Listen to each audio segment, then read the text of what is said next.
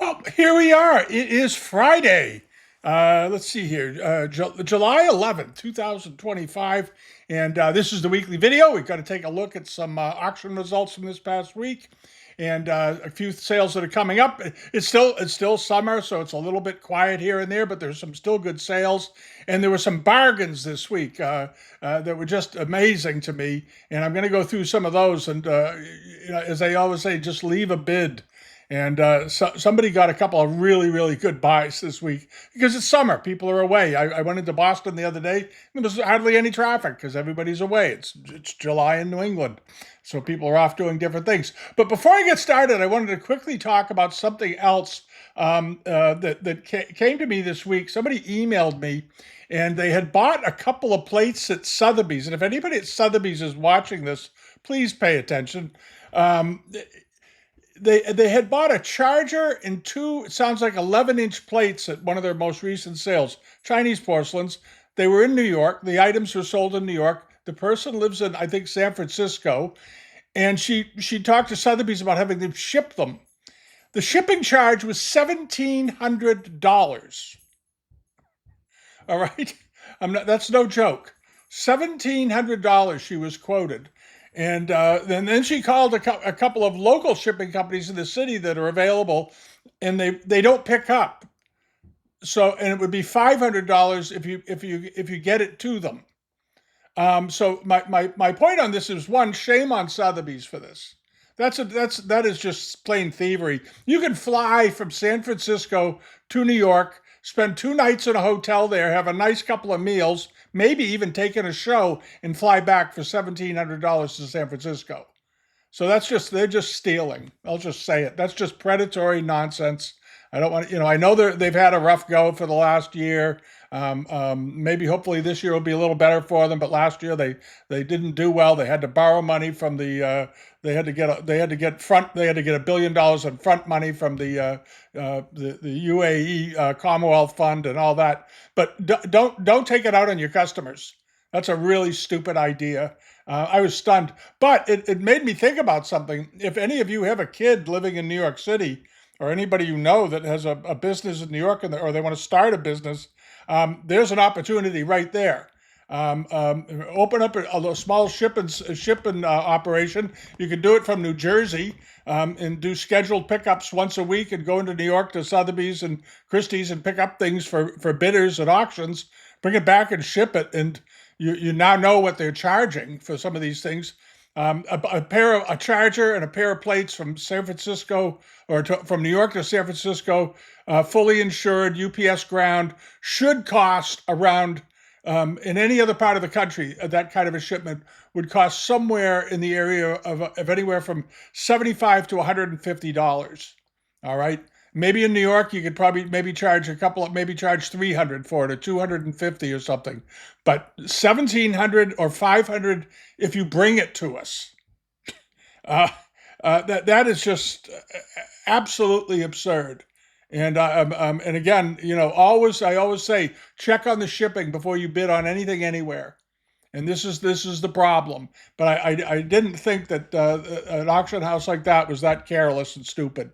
I really don't. That's all there is to it. It's a really dumb policy, and they got to stop grabbing money out of their customers' pockets, or their recovery is going to be short-lived. And hopefully they'll get away from selling wine and handbags and get back to the art and antique world. But anyway, that's all I have to say on that. But it was an absolutely stunning thing to get from her. I made some suggestions to the woman. I gave her the names of some other companies in New York that do shipping, actually that were on the that Doyle recommends, and maybe hopefully she was able to get it resolved that way. But if they're charging that kind of money with the two major auction houses in New York, there's an opportunity there for someone to step in and make a very good living, because apparently there's a lot of room in those prices, because I know there is. I know what the shipping rates are. Anyway, it's just absolutely crazy. Now we're going to get on to some results for the week. There's a number of good sales that took place. There are good sales coming up. This is actually my page on Live Auctioneers.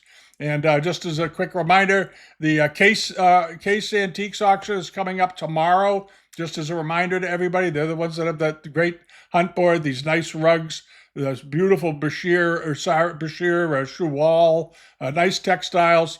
There's some Chinese objects in here. That terrific turquoise punch bowl is coming up, and all that. So keep that in mind if they were of interest to you. Get registered and so forth if you haven't already. And Montgomery Auctions has got a couple of pieces coming up, and we're going to add all these. Will all be on the global pages and so forth.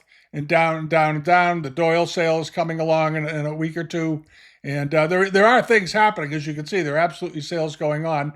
And as you saw, we did that video yesterday on the for the Eldred sale, the Martha Hamilton auction, and that was such a great thing to look at because that was the kind of stuff that when we were running auctions in Essex, Mass, we used to see things like this, those kinds of sales pretty regularly. We ran auctions, and you'd see all kinds of early American stuff coming out of these Boston, Salem, North Shore, Portsmouth, New Hampshire houses in this region in particular.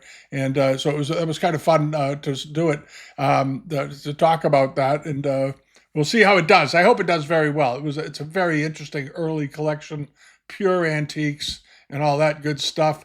And then you have the Eldred sale coming up in a couple of weeks. Down in Cape Cod, that's got some good China trade in it, and so on. And just as an aside from that video we did last week on the yawn jars, on the fakes, I happened to come across this one, and this is exactly the type of jar that people would get into trouble with. Happily, I'm very glad to see that this auction's been up. This is Wealthier Auctions out in La Puente, California. They sell a lot of fakes. Be very, very careful at this auction house. They do sell antiques once in a while, but they sell a lot of reproductions. They tend not to push the age issue on them. They just show them and act like, well, you decide what you think of it. But this is one of those very good yawn copies. There it is. All right. And if you look at other ones that are authentic, you're going to see them. They look very, very similar. This doesn't have quite some of the details that you would expect to see, but they fool a lot of people. And they're still turning up in auctions. There it is. There's the bottom of it. That is the bottom of a fake. All right, that's what the fakes look like. People think, well, because it has all the little dirty spots on it, it's authentic. It's not. That's the bottom of a reproduction. They do it intentionally to look that way. All right, now what else has been going on here? We're going to go through a few of the things here. We're going to talk about a little bit after we do some results. Just things that have popped up in the week. Not a lot has popped up this week, but there have been a few things. All right, but one of the things I wanted to go over quickly was that this was the Schwenke sale, Tom Schwenke sale down in Connecticut, happened on the 8th of July, just a few days ago, and we had talked at some length about these watercolors, these interior scenes, China trade paintings, 1820, 1830, somewhere around there, and we thought, well, they should bring $700 or so a piece. And they ended up going for $2,200 plus about a 30% buyers. I think their buyers premium was 29% at Schwenke's. So that's right there. That's about, they came right in at about $700 each. But these are wonderful, and I hope one of you bought these. If one of you bought these, leave a comment down below, because these are very, very nice paintings. And you more or less got them for the price of the frames. Because the frames like these, I talk a lot about frames because they are an expense and so forth when you're dealing with art. And these were probably $700 frames for each picture. And the whole lot went for about that price, times 4. But these were very, very nice. I absolutely thought those were great. And this was also in the Schwenke sale. This was a nice thing. And it went for nothing because it didn't read like a large object. This thing was 3 feet long. This is a big Chinese carving of a dragon. And the clouds, it's pigmented, probably first half to mid-19th century, in very, very nice condition. This is a nice big piece, off of probably an architectural piece or something, but a great decoration, 3 feet long, big piece of wood, wonderfully carved, and it went for just $225 plus the premium. I think that was a great buy. These things are terrific. You can put them on a wall. The same way they mount. You mount fish on a wall. They mount images of whale carvings in New England or eagles and so forth. Here you got a dragon. All right. If that was done by an American carver from the 18th century or 19th century, it would have sold for probably about $5,000. But anyway, this was a great carving. Just as an aside, it was a really nice piece of wood, and hope one of you bought it. And then this was the robe that sold down at this was at Heritage just yesterday, and I think it was a bargain. I think this was a bargain, summer bargain, right here. It was estimated at 6 to 8 thousand, which seemed to me to be right on the money given the prices of silks over the last the last several years. The silk market has been very good, and I didn't see anything wrong with that estimate at all. And it had the original collar that went with the robe up above. And these collars can sell for $1,000 because they're fairly rare. They don't usually survive. But this looked like a very nice robe. Somebody picked it up for 3,800 plus premium, or came in at around just around $5,000. They didn't give it away, but that was a very, very good buy. That was an excellent buy for one with its full length of sleeves, original hoof cuffs on the ends, and the collar. That was a good package, and that's a 19th century example. All right, and then over to this. This was at Stair Gallery. This was that terrific. I talked about it. I just loved this box. Japanese copper-mounted brown lacquer cabinet, and beautifully done. Not terribly big. This is pretty shippable. 28 by 36 by 18. Always read the dimensions. Always double check dimensions, because sometimes the photography doesn't give you any indication of how big it is because there's nothing in the picture to scale it. But this was that one that had that beautiful lacquer work on the front, all this ironwork down the side, 18th century cabinet, beautifully done, wonderful interior, really elegant piece of furniture, and went for just $800 plus premium. So, what does that come out to? About $1,000. And it would probably cost, it's going to cost $300 or $400 to ship it, but absolutely worth it. And then over to this. This was one of the really good buys of the day. This was a super buy. We had talked about these because there is a early 18th, late 17th, early 18th century Amari charger from Japan on the left. And with all the gilding and beautiful work on it, it measured about 12 inches diameter. Behind it was a 14-inch Kangxi charger that we had talked about. There it is. Looked like it was in very, very nice condition. And then it was bought by James Lambaugh from James Lambaugh. And then you have this smaller Kangxi plate here that was about I think it was 11 inches of diameter.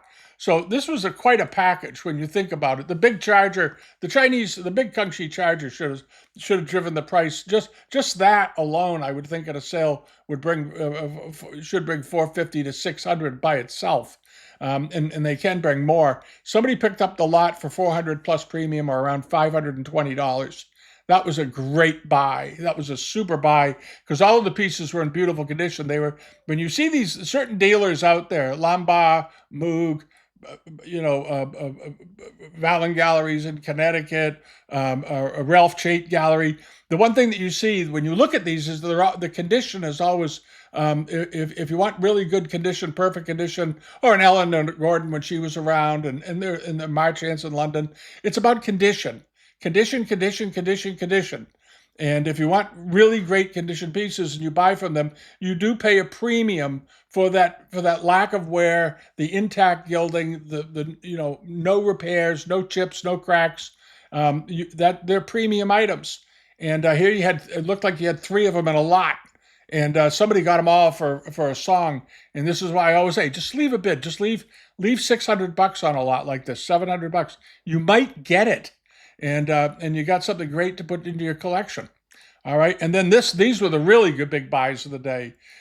These were those fantastic mid-19th century Femi-June palace vases. These were big boys. They were 25 inches tall. These were not 9-inch. Somebody asked me. They said, "How tall?" It was in the description. I guess they couldn't find it. They're not 9 or 10-inch vases. These were 25-inch tall vases. They looked to be in very nice condition. Maybe one of them had a huge restoration or something. I don't know, but I couldn't see anything that made me think that. But absolutely beautiful, very pretty, high-quality vases. These are not the standard 1900 to 1920 ones. These are earlier. Judging by the color, the enameling, the way the figures are drawn, the way the Mandarin characters are done, and so forth. And the pair went for $900 plus premium, or they sold within the estimated range, but I thought the estimated range was frankly awfully low, because in the past we've seen identical vases to these on many, many occasions sell for $1,400 to $2,000 for each vase. All right, and there was a pair of them a number of years ago at one of the New York houses. I forget who had it, and I think they went for around $5,500 or $6,000, and these went for 900 plus premium. So that brings you in at around $1,100 for the pair, $500 a piece. And as we always say, a pair is worth three times the price of a single, at the minimum. And so anyway, these were a steal. These were a steal. Now the shipping would have been a little bit on them because they're oversized, but not impossible. Probably $200 a vase to get them shipped. But that's just part of the cost. But these were very, very, very good, and they were very big, over 2 feet tall each. All right, and this was a pretty good buy. Now this surprised. No, this pair of vases. This is a strange thing.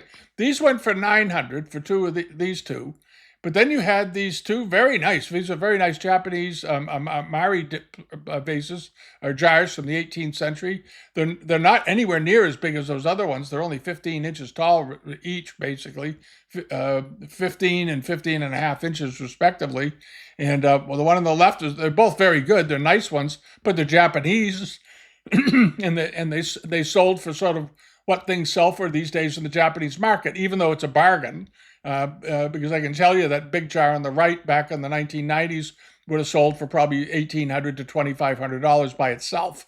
But it's not that anymore. We're still waiting to see if anybody wants to collect Japanese art because it's such a bargain.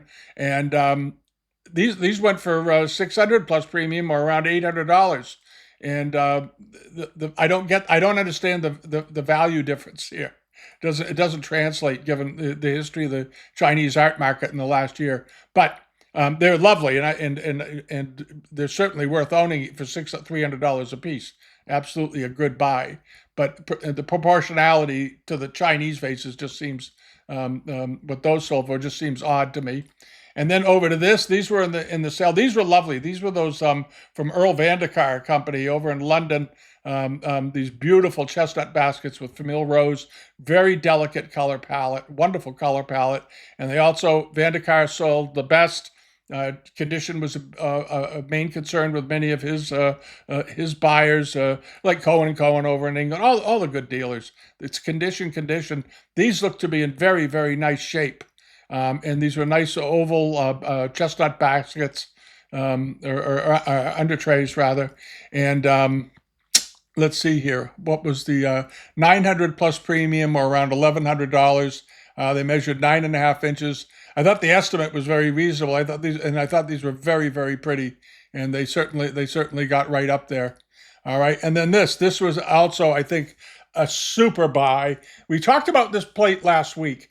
This is one of the biggest pieces of blue and white from the 18th century I've ever seen. It had made it into a table. Somebody, probably an interior decorator or something. It came from James Lambaugh's house. This is in Pound Ridge. He was a collector and a dealer. He was a well-known dealer for many years, and he collected great things. So he had this nice table made for it. They used it as as a side table, but it was very big. This thing was 21 and 3/4 inches in diameter. So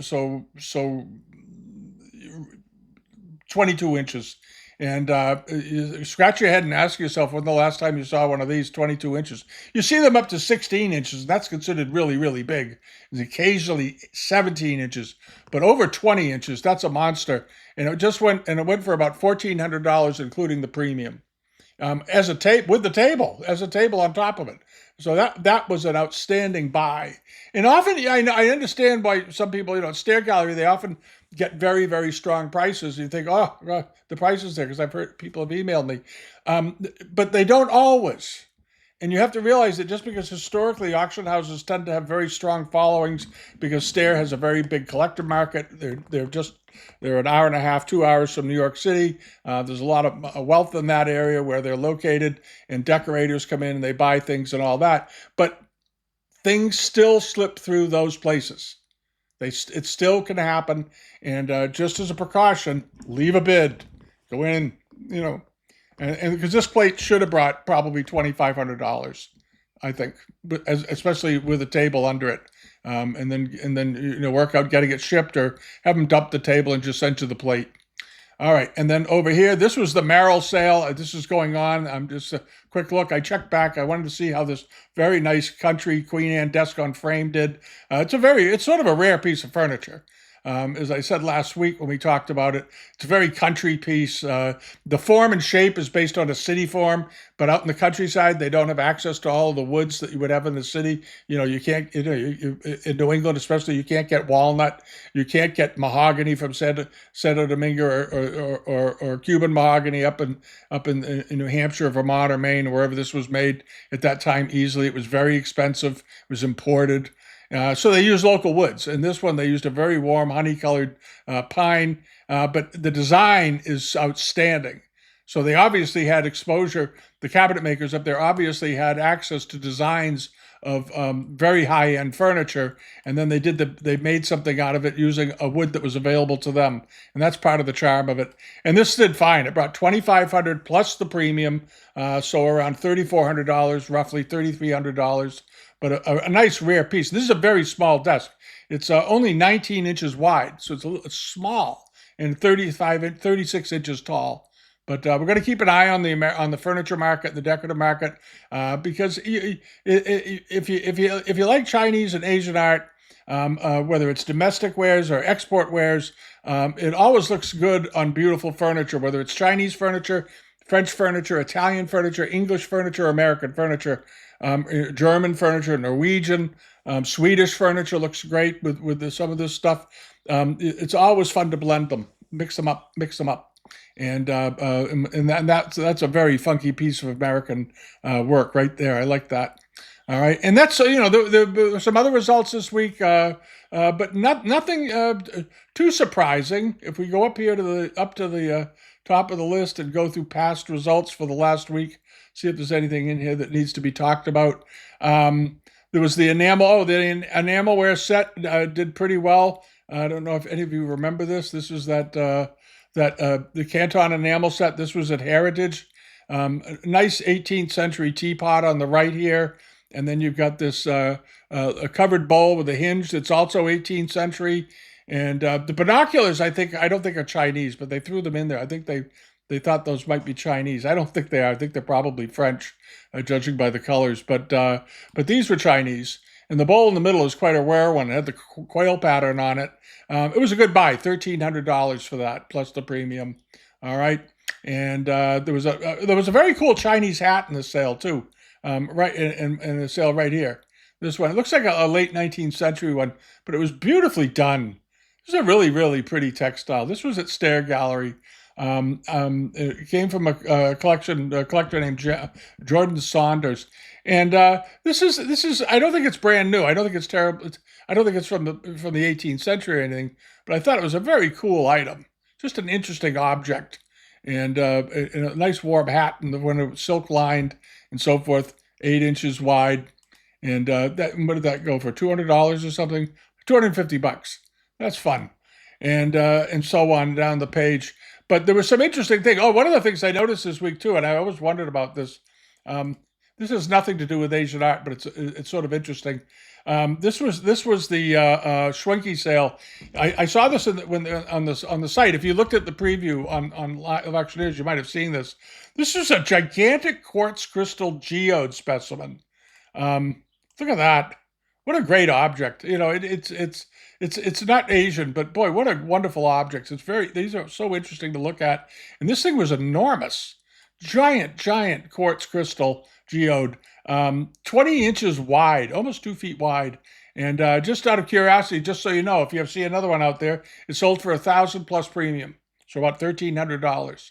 So if you see one in a flea market somewhere and they've got it out for $200, it's under the money. It's a good thing to buy, and then take it and get it. If it's a nice, pretty one like this, put it to an auction. You probably make some money with it.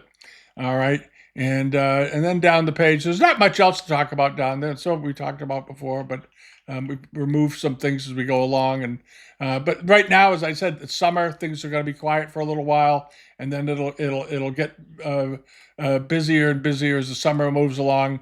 But you're going to see sales like the Schwenke sale in Connecticut. You're going to see sales up at Eldred's on Cape Cod, as we talked about yesterday. They've got, I think, 5 or 6 sales on deck right now. Raffaella Sonar out of Nantucket's got a sale coming up with a few pieces in it. Not a lot of China trade. Be careful out there. If you're looking at the Raffaella Sonar sale, there's some very, very good reproductions in that auction. He's not advertised that I think maybe he calls them antique, but be a little careful there. Be a little careful, because I noticed there were 5 or 6 interesting looking things from a distance, and when I blew them up, they fell apart visually because they're knockoffs. So just keep that in mind. Just keep that in mind, okay? And then there's this. This is Oriental Art Auctions out in the Netherlands. There's a sale closing next week on the 17th, and they have a lot of fakes in their sales. I'm just going to say it. There's a lot of reproductions in there. They poison their own sales with copies all the time, but they also get really good things. So it's I don't understand that thinking at all. They often do list some of them as 20th century, but it just clutters up their sales and makes it look. It lowers the impression. It lowers the class of the sale, the elegance of the sale, because they're mixing in modern pieces, just calling them 20th century, maybe hoping somebody will think that, oh, they're maybe the Republic period. No, they're not. They were made in the last 10 years, some of them. And I'm never going to stop talking about that because it's just so stupid.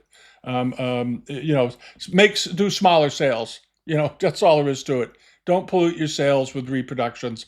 It discourages consigners,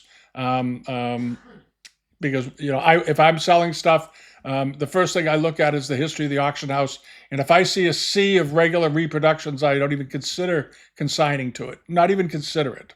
It's not even that's it. They're done, because it means they're disreputable and they're sloppy business people, and they are just in it for the money.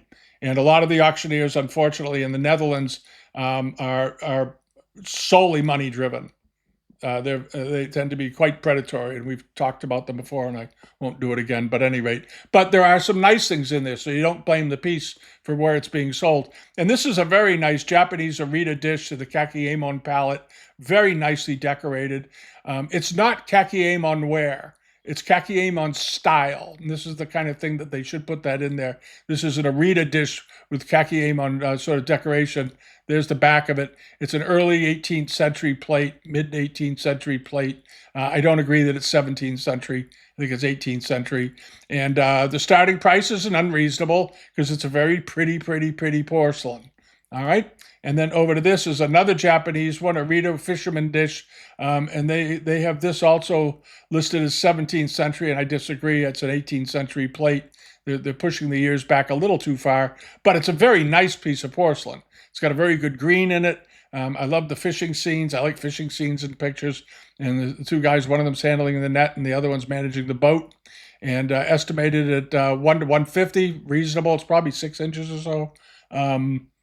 18 centimeters, yeah. So it's about 5 inches diameter. It's fairly small. It's a smallish dish, but a very pretty one.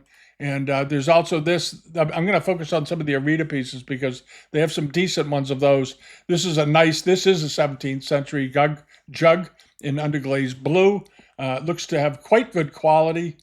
You always want to get condition reports on these things, but this doesn't look like it probably has any work done to it. Rather nice, very, very pretty. And the estimate is very, very reasonable. That's why I'm wondering about the condition of it. Okay, the spout is restored, it says. The spout up here at the top. So you want to find out how much restoration that is. Whenever it says restored, ask them to try to indicate to you how big the restoration is, because it could be a tiny, tiny chip half the size of your pinky fingernail, and it could be the size of your thumb. So you really want to clarify that. But this is sales on the 17th of July. And there's this is a very pretty double gourd piece. It has a damaged and repaired with a metal mount on the top. But this is one of these relief work examples, and it's double gourd. You find double gourd pieces in both China and Japan, of course. This is a Japanese example, the 17th to the early 18th century. That looks about right to me. But it has this very nice relief work on top of it. And here's the top of it probably got a chip out of the corner, so they put that little metal mount on there, which is sort of expected on some of those pieces. You don't be surprised to see that. But the estimate is very reasonable, 5 to 700 euros. And this is a rare type. It's 23 inches tall, 23 centimeters tall rather. So it's about nine, just a little over 9 inches in height. All right, and this is coming up down in New Orleans. This is New Orleans Auction Gallery. This is if you it's an Anglo-Indian collector's box.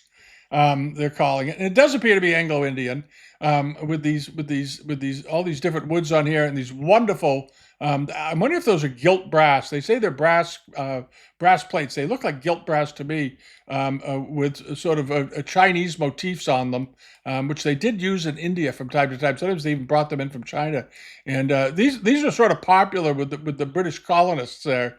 Back in the day, and this was they call it a collector's cabinet. And over here we refer to them as specimen cabinets typically, and here it is. So if you collect, small jades, anything like that, anything that will fit in these nice drawers, it's a very tidy way to keep a collection. And they use them for insects and butterflies and all kinds of things when they were in India. But this is a very nice box. It's a beautiful piece of wood, and it's not enormous. It's 10 by 15 by 10. So it's not a great big, it's not like a Foot Locker. It's about this big, but very, very beautifully done. $700 or $1,000 estimate, $500 opening bid. I like that. That's got a great look to it. The wood quality is excellent. It appears to be probably the early 19th century, judging by the style and work and the line inlay and all that business. And there's very nice hardware on the end. You might even call and ask and find out what the hardware is. Is it Pactong or is it silver? Because it could be silver handles on these from India. They did a lot of silver work there, and you want to find out if those are silver or Pactong or some other kind of metal, because they would also imported metal work sometimes from China. All right, and then hopping along over to here, this is coming up at. I'm going to double check. I forgot. Oh, this is also at New Orleans. This 18th century turquoise ground China trade jar or vase jar. It's a jar. I guess it's got a cover on it, right? Yeah, there we go. But it's a good one. And it measures about 11 inches tall, but very nice color. Sort of an unusual form. It's got the Fu line is still sitting on the top here. And the estimate is often these come in pairs. I know, but it's estimated at $600 to $900 with a $500 starting price, and that sounds about right. This will probably bring between $500 and $700, I suspect, because it's not a real big one. When these things get big, as we've seen in the past, occasionally one will come onto the market and it's 18 inches tall, and that'll bring 10 or 15, those a pair of those could bring 10, 15,000, 20,000 on occasion. This is smaller. It'll probably bring 5 to 700, 6 to 800, somewhere in that range. Perfectly nice thing though. You'll always get a condition report. And again, this is Collective Hudson in Kingston, New York, has a sale coming. And if you're an Arita or Mari buyer, Meiji period, late Edo stuff, you might want to check it out. This is a very, very pretty and sort of unusual 18-inch Japanese Amari charger. It's estimated the estimate is 400 to 4,000. There's a range. But the starting price is just $200. It's only got 4 people watching it. And this is very nicely done. And again, it's very reminiscent of Chinese landscapes. This looks much more Chinese. The landscape in the center, every once in a while the Japanese Arita decorators would do more of a Chinese landscape than a Japanese looking one. And this scene with the man on the bridge and the way the mountains are drawn and all that, the landscape is very Chinese looking. So it's kind of a fun thing. And the outer border has a beautiful decoration. With dragons hidden in it, with a Mari palette with gold and red down all through here, and I don't see any damage to it. It looks like a heck of a nice plate. It looked good on a wall. $200 starting price, and I suspect there's no reserve on it. There's also a very nice underglazed blue, white and celadon Japanese charger in the same sale. Not a lot. There's not a lot of Chinese stuff, but there's some very good Japanese things. And we're going to keep our eye out the coming week, see what else is coming along. There'll probably be a couple of auctions will pop up. As I said, there's always good sales in New Hampshire and Maine during the summer months around here, because people come here for the summer, and a lot of them are antique collectors. And it's also an opportunity because during the summer months, it's like the time between, I've said it many times, between Thanksgiving and Christmas. There are some great buys to be had around major holidays and big vacation periods. There really, really are. And we just saw a bunch of it at Stair. And I'm going to bet there'll be people out there, people that buy antiques that are just away, and they're going to see the results in about a few days and go, oh, should have gone. All right. And the other thing is that some of these sales, the Montgomery sale that I mentioned, I think it was Montgomery at the beginning here. I want to get back to it. I just want to point out something. It's a short notice sale. And when you see short notice sales, if you search regularly and you see an item newly listed that just popped up, you click the newly listed button, and the sale is 6 days from now. Well, that means that there's not going to be a lot of, it's not going to be online long enough to get a lot of followers. And those are great opportunities to buy things. Yeah, the Montgomery auction. There's a couple of nice Kangxi Amari teapots. There's a nice Femi-Vere brush pot on the sale. A few other things. A nice Japanese water dropper. But the sale is, from what I can tell, the sale just went up online in the last couple of days.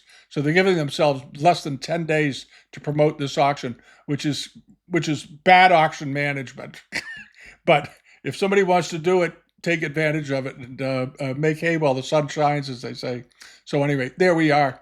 All right, and that sort of wraps it up for the week. Not too much to talk about. Check out the video that we did on the Martha Hamilton sale. If you haven't seen it, it's a fun look. It's a fun look. And those of you that are over on Patreon, as you know, I think we put 3 videos or 2 or 3 videos in there this week. One about a house call I was on this week that was very interesting. Took some pictures in the house and shared them. It'll be the stuff that'll be coming up at an auction in the fall. And we'll talk more about that when the time comes. It's going with a friend of mine who's a very, very good auctioneer. And I think the sale will do quite well. But anyway, there's a lot going on around here. We're busy, and we'll keep an eye on things. And as things come along, we'll point them out as always. And all this stuff will be on the global and the Patreon global pages by morning tomorrow morning. I'll get it updated. All right. Thank you for subscribing here and watching. If you haven't subscribed yet, please do. It makes YouTube happy, and they stopped telling me that half of our viewers aren't subscribed yet. So just hit the subscribe button and take part. All right. We'll be back in a few days. Thanks again. Bye-bye.